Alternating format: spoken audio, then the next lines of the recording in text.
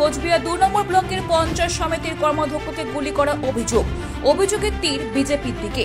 BJP আশ্রিত দুষ্কৃতীদের হাতে গুলিবিদ্ধ হয়েছেন কোচবিহার 2 নম্বর ব্লকে পঞ্চায়েত সমিতির কর্মাধ্যক্ষ রাজু দে, তেমনটাই অভিযোগ তৃণমূলের পক্ষ থেকে।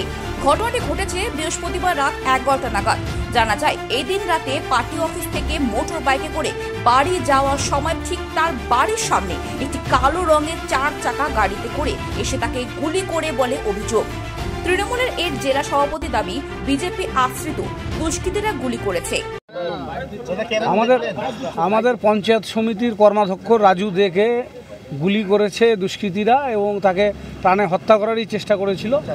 লাকিলি সে সেখান থেকে দৌড়ে পালিয়েছে এবং তার রাইট শোল্ডারে গ্রিভিয়াস ইনজুরি হয়েছে। তার ওটি হলো এইমাত্র এবং পুলিশ যে অ্যালেজ গাড়ি সেটাকে পুলিশ ধরেছে। এটি কালো রঙের স্করপিওতে দুষ্কৃতীরা এসেছিল। তার সিসিটিভির ফুটেজ পুলিশের কাছে এসছে এবং সেই গাড়িটিকেও ধরা হয়েছে আর ওটিও হয়েছে সাকসেসফুলি। আমরা আশা করছি রাজু ভালো হয়ে উঠবে।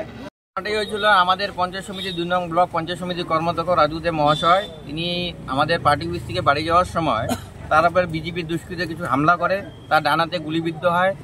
এখন আশঙ্কাজনক অবস্থা হয়েছে আমাদের কোচবিহার শুভম হসপিটালে এবং বিজেপির কিছু দুষ্কৃতীরা এই ঘটনা ঘটিয়েছে এবং আমরা জানতে পারি সুকুমার রায় আমাদের 2 নং ব্লকের এমএলএ, সে ঘটনাটা ঘটিয়েছে, তার সাথে অনেকে জড়িত।